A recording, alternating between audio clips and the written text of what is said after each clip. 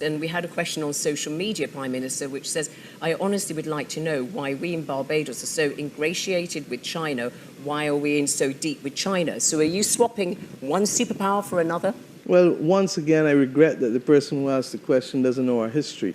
In 1977, Barbados established relations with the People's Republic of China. This is 44 years ago. And therefore, to suggest that we are now seeking to ingratiate ourselves with China means that you don't understand where we've come from or what we're doing. Any country that lives in this world today, to exist in this world, ought to have relations with every country. And China is clearly a global power. And for us not to have a relationship with China, even if we didn't have one 47 years ago, would be foolish. But you've been very complimentary about China. You had a phone conversation with President Xi Jinping recently. You said this is all about strengthening the relationship with China. In 2019, the government signed up to the BRI, the big infrastructure projects and so on. And some people are suspicious. They think that China wants to buy the family silver. Well, let's put it this way.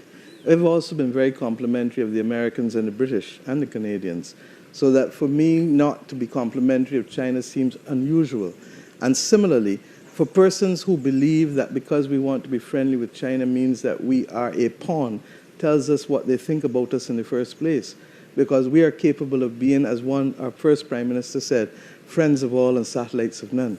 But it's not just Barbados that's moving closer to China, it's the whole of the Caribbean. I mean, it's the whole investment world. from China has gone up many folds. But so in is the the whole world. Years. If I look correctly, I think the Chinese hold a large percentage of assets within the United States of America and a large amount of their treasuries as well. So for you to focus on the Caribbean or Africa with China without recognizing the role that China is playing in Europe or in the North Atlantic countries is a bit disingenuous and really reflects more that we are seen as pawns, regrettably, rather than countries with equal capacity to determine our destiny and to be part and parcel of that global conversation to fight the global issues of the day like climate and the pandemic.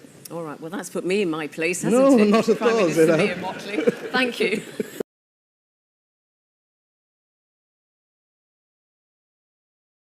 Wonderful people of the diaspora, here is my first store. AfrigaZone is now going productive, and our motto is for Africa to win. And our revenue, let you know that our revenue, the 50% of our revenue goes to helping people in Africa, the less privileged than us, in supplying their school materials and assets. So do not hesitate to visit the store through this link, afrigazone.merchpass.com, and you'll see my product. And all over the world, it can be ordered and it'll be delivered to your door effectively. And I'm announcing this to our community to support me and to support AfrigaZone in the journey of moving back to Africa, and also participating in the development, participating in the emancipation of our continent. Thank you very much.